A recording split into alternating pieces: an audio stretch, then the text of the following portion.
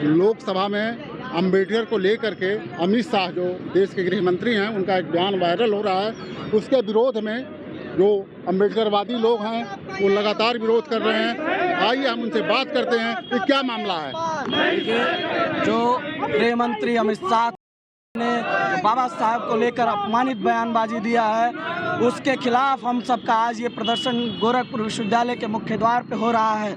हमने अभी राष्ट्रपति महोदय के माध्यम से उस अमित शाह के गृह मंत्री अमित शाह के इस्तीफे की भी मांग की है, और ये हमारी मांग और ये हमारा मुहिम तब तक जारी रहेगा जब तक वो इस्तीफा नहीं दे देता है। और हम बताना चाहते हैं, बाबा साहब डॉक्टर अम्बेडकर कोई छोटी हस्ती नहीं है। उन्होंने इतना काम किया है, सभी वर्गों के लिए काम किया है, दलित हो, पिछड़ा हो, आदिवासी हो, अल्पसंख्यक हो।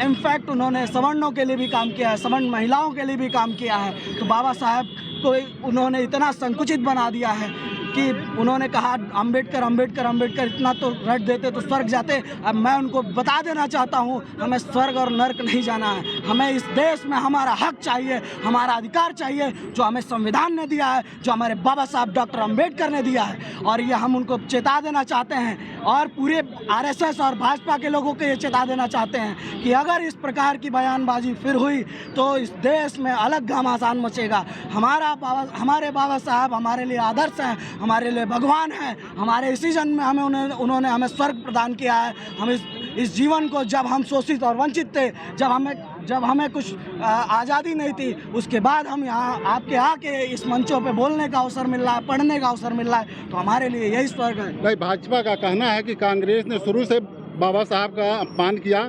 जब वो कानून मंत्री थे तब भी उनके कहे अनुसार दलितों को उन लोगों ने स्थान नहीं दिया। बात सुनिए, पहले स्थान नहीं दिया, इस नाते उन्होंने इस्तीफा दिया था। तो हमेशा कांग्रेस ने उनका अपमान किया है, जबकि जो वायरल हो रहा है ऑडियो, वो एक पार्ट है 1.5 घंटे का भाषण का। Not a part.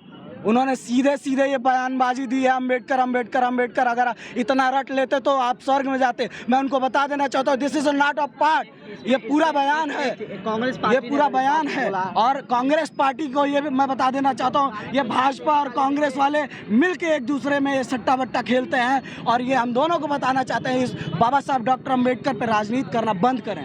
आपका कहना है कि बाबा साहब पर कांग्रेस और भाजपा दोनों राजनीति करना बंद करें। मैं ये कह रहा हूँ, अगर शिवशंकर गौड़ नाम है, मैं प्रदेश उपाध्यक्ष हूँ समाजवादी पार्टी एसटी प्रकोष्ठ का।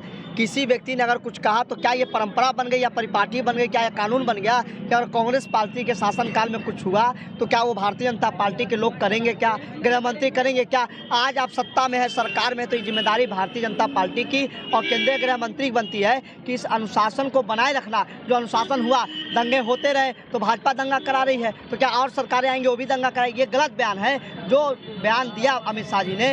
अम्बेडकर अम्बेडकर अम्बेडकर, और अम्बेडकर जी अगर भगवान का नाम लेते तो सातों जन्मों में स्वर्ग मिल जाता। इस धरती पे किसी ने स्वर्ग बनाने का काम किया, उस वंचित, उस शोषित समाज को। तो बाबा साहब डॉक्टर अम्बेडकर ने कहा, पढ़ने का अधिकार दिया डॉक्टर अम्बेडकर ने, खाने का अधिकार दिया डॉक्टर अम्बेडकर ने, तमाम चीज़ें, महिलाओं को अधिकार दिया, किसानों को अधिकार दिया, शासन चुनाव से लगाए हम लोग। आप एक लाइन से समझिए कि रानी के पेट से जो राजा पैदा होता था, अब जनता की ओर से वो राजा पैदा होता है। देखिए, आपका कहना है कि अब अंबेडकर की ही देन है कि आज जनता के वोट से राजा पैदा हो रहा है। क्या नाम है आपका? मेरा नाम पवन कुमार है। क्या कहना चाहेंगे इस मुद्दे पर? जो सीधे कहना चाहेंगे कि देखिए, भाग्य को उदय करने वाला भगवान होता है, भाग्य को उदय करने वाला भगवान होता है, और भगवान हमारे डॉक्टर भीमराव अम्बेडकर हैं। अम्बेडकर साहब ने लाखों करोड़ों लोगों के भाग्य का उदय किया है। जो एक समाज या एक ऐसा वर्ग या एक ऐसा मानव था जिसके कमर में झाड़ू बंधा था, जिसको शिक्षा का अधिकार नहीं था, जिसको अपने जीवन में ठीक तरीके से इंसान नहीं समझा जाता था, उसको इंसान बनाने का कार्य डॉक्टर बाबा साहब भीमराव अम्बेडकर ने किया है। उसको शिक्षा दिलाने का कार्य डॉक्टर बाबा साहब भीमराव अम्बेडकर ने किया है। उसको मंत्री बनने का, उसको गृह मंत्री बनने का, उसको सरकार चलाने का अधिकार डॉक्टर बाबा साहब अम्बेडकर ने दिया है। तो अम्बेडकर हमारे लिए भगवान के समान है। क्या आपको क्या ये लगता है कि जो कांग्रेस और भाजपा कर रही है अम्बेडकर को लेकर के, तो दलित वोटों के लिए उनकी राजनीति है? क्या है उनका, क्या मकसद है? वो जो कुछ भी करे, अगर बाबा साहब का अपमान करेगी, चाहे कांग्रेस हो, चाहे भाजपा हो, चाहे कोई भी पार्टी देश की हो, तो निश्चित तौर से हक जो वंचित समाज रहा है, जिसको बाबा साहब ने अधिकार दिलाया है, वह बाबा साहब के लिए आवाज़ उठाएगा और लड़ेगा।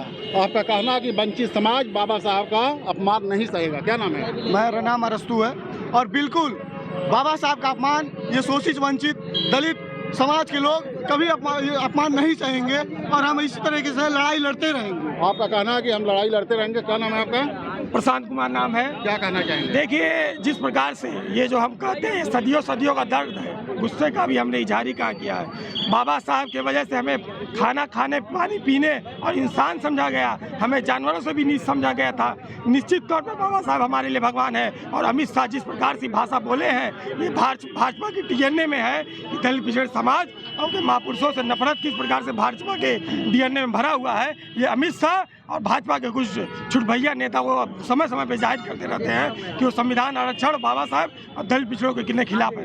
देखिए, भाजपा अपनी, आपका कहना है कि भाजपा ने अपनी मानसिकता प्रकट कर दी है और उसका दलित समाज, वंचित समाज विरोध करता रहेगा। क्या नाम है आपका? मेरा नाम सतीश चंद्र सिंह है, मैं गोरखपुर विश्वविद्यालय का छात्र नेता हूँ। जिस तरीके से अमित शाह ने बाबा साहब का अपमान किया है, अंबेडकर बोलकर, और कहा है कि उनसे अच्छा भगवान का नाम लिया होता है, 7 जन्मों तक स्वर्ग की प्राप्ति उनको मिलती है। और ये नहीं जाए किस भगवान की बात कर रहा है। इस धरती पे अगर कोई बहुजन SC ST OBC के लिए समानता का अधिकार दिया है तो सिर्फ वो बाबा साहब भीमराव अंबेडकर दिए हैं। महिलाओं का कोई उद्धार किया है तो बाबा साहब भीमराव अंबेडकर किए हैं, जिसके वजह से आज सभी को समानता का अधिकार मिला है। और ये तारीपार गोधरा कांड का अपराधी हत्यारा आज ऐसे अपमानित शब्दों का प्रयोग कर रहा है। भाजपा के डीएनए में मनुवाद जो भरा पड़ा हुआ है, जो चुनाव में एक दिखावटी जुमला दिखाता है कि मैं बाबा साहब को पूछने का काम करता हूं, और चुनाव जैसे ही खत्म होता है उसके बाद बाबा साहब को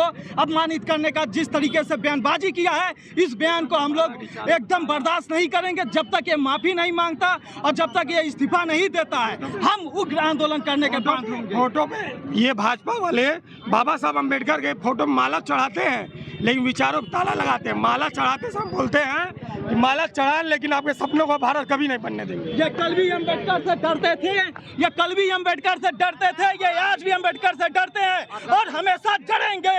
जय भीम, जय भीम। देखिए, आप लोगों का कहना है कि बाबा साहब वंचितों शोषितों के भगवान रहे हैं और रहेंगे, और उन्होंने ही समाज में बराबरी का हक दिया, आज पढ़ने का जो हक दिया और जो समाज में सिर उठाने का हक दिया, वो बाबा साहब के नाते ही मिला हुआ है। यदि कोई भी अपमान करेगा बाबा साहब का तो दलित समाज, वंचित समाज उसका विरोध करता रहेगा। कैमरामैन मुन्ना के साथ डॉक्टर सिंधु कुमार मिश्रा, TV9 गोरखपुर।